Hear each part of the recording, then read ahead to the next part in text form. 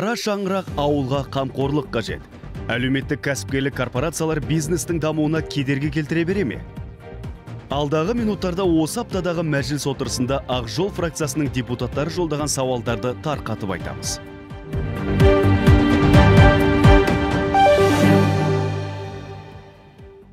Ақ Жол партиясының депутаттары ауылдың жағдайы жақсы болса, қазақтың да төрт құбыласы тең болады дейді. Ауыл қазақ баласы үшін қасиетті қара шаңырақ. Біз болашақты ойласақ, ауылды сақтауымыз керек. Сақтап қана қоймай, оны бүгінгі заманның талабына сай көркейту қажет. Ал ол үшін ауыл тұрғындарының табыс деңгейін көтеру қажет. Ауыл шаруашылығы ел экономикасының күре тамыры емес пе? Тамырымыз сол ауылдан тартса да, қаражат бөлуге келгенде мемлекет неге қара шаңырақты ұмытып, сол жақта тұрып жатқан кенже баланы ескермейді. Мемлекет ауыл тұрғындарына келгенде қаражатты үнемдейді. Ауылдың өмір сүру деңгейін арттыру, қала мен ауыл арасында шығындарды біркелкі бөлу, тұрақты қоғам құрудың ең сенімді жолы. Ауылға немқұрайлы қараудың салдары, ондағы білім мен медицина деңгейін төмендету мен басқа да факторлерге әсер етеді. Мәжілісмен тепсе темір үзетін ауыл жастары қолында дипломы болмаған соң, күзетші болып жұмыс істейді. Бос уақытында сырахананы жағалайды дейді. Ауыл жастарына жағдай жасап, әл ауқатын көтеретін бірақ нәрсе бар. Ол аграрлы өнеркәсіп. Соның ішінде ең қолайлы сала мал шаруашылығы. Соңғы 5 жылда ауыл шаруашылығын дамытуға 2 триллион теңгеден астам қаражат бөлінген.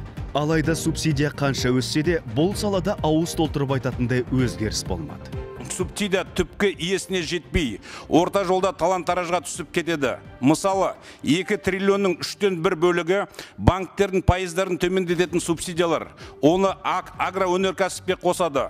Бұл банктердің схемасы ауыл шаруашылығының субсидиясына жатпайды. Мемлекет банктерге 1,5-2%, кейде тіпті қайтарылмайтын қаражат береді. Ал ауылға келген кезде 17% несие беріп, оның 70%-ын банктың схемасымен төлеп, оны субсидия деп атайды. Ауыл шаруашылығына жылына 350 миллиардқа дейін субсидия бөлінеді. Бұл бір нарықта тұрған Беларусия мен Ресейден 6-8 есе төмен.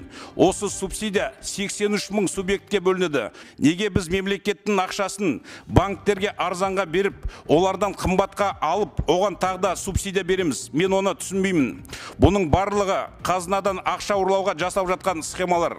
Ауылдың өркендеруіне тосқауыл қоятын жағдайын нашарлататын бағдарламаларды біздің жұртқа жасалып жатқан қастандық деп білеміз. Сондықтан да ауыл өмірінің жақсару үшін бюджеттен қаражат бөлінген кезде ауыл мен қалаға бөлінетін қаражаттың арасындағы алшақтықты жойып, мал шаруашылығын дамытуға аса көңіл бөлуіңізді, және агроөнеркәсіпке берілетін субсидияны жоқ дегенде 2-3 есеге көбейту қажет деп санаймыз.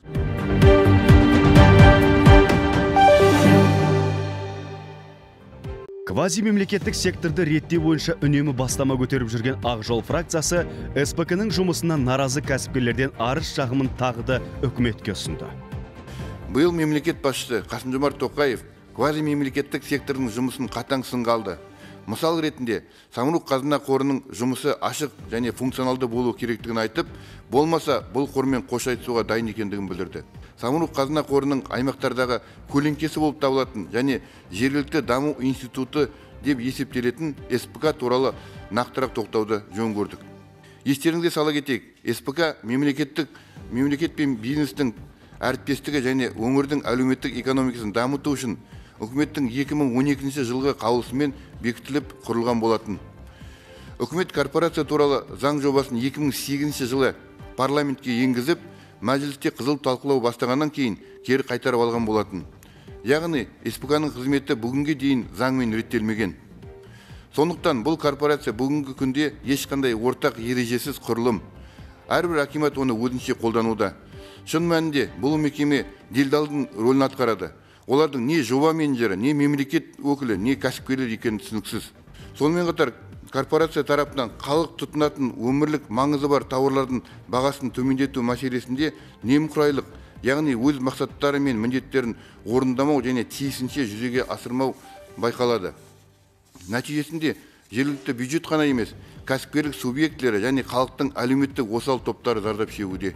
Корпорация кәсіпкерлерді қолдаудың орнына олардың бас ауруына айналды. Кең тараған пайдалы қазбаларды өндіруге рұқсат беру немесе жер учаскесін сұрау, не инфрақұрылым керек кезінде СПК жарғылық капиталға 1 тиын салмастан мекеменің меншігіне 30%-ға дейін қатыстыруын талап етеді. Бұрын кәсіпкер мұндай рұқсатты жергілікті органдардан тікелей әрі тегін алатын.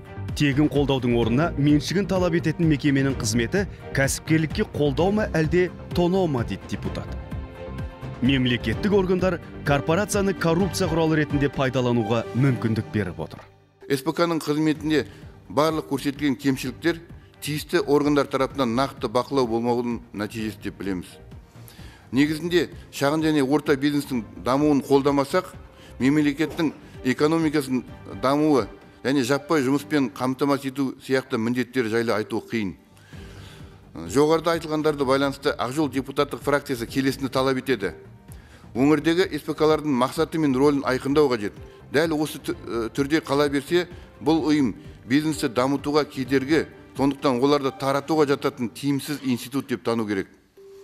Егер де үкімет бұл институтты сақтап қалғысы келсе, онда әлеуметтік кәсіпкерлік корпорацияның құзыретін арнайы бір тәртіпке келтіріп, заңмен бекітіп, осы корпорациялардың кәсіпкерлердің меншігіне, ішкі жұмысына араласпайтын болу керек.